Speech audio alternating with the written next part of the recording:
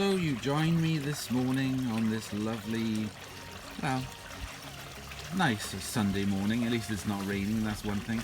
And I thought, I will quickly whip the Dyson around, the V10, like I normally do. And as you can see, it's up to the limit on one side and not so much on that side because of its angle. It seems to gather most of the dirt and dust on one end, and it does a really good job. As you can see there, the bin has got loads of stuff in it, fluff and dust and bits, and it's done a really good job. But I thought, right, okay, it's time to empty it out. So what I do now,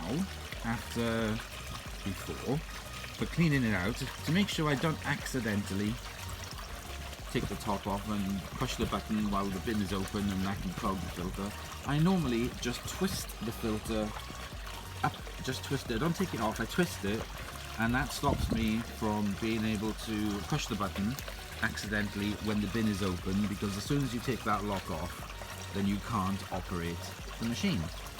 So I thought I would just fully take off the filter today and have a look inside, and this is it. That is the inside of that filter.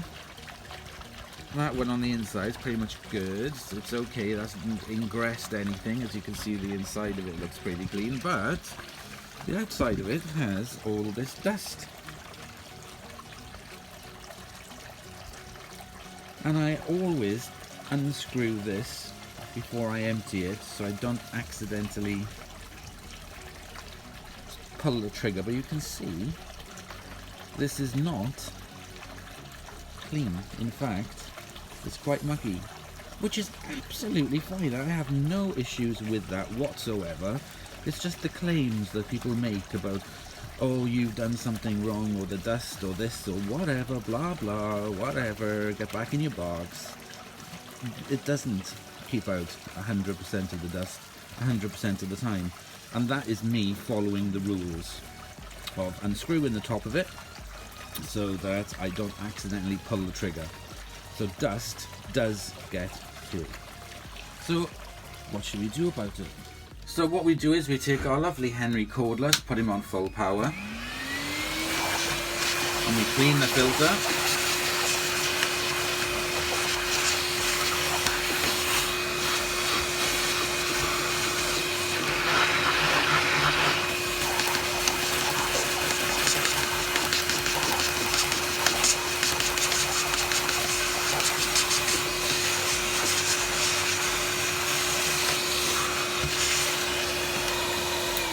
Thank you, Henry.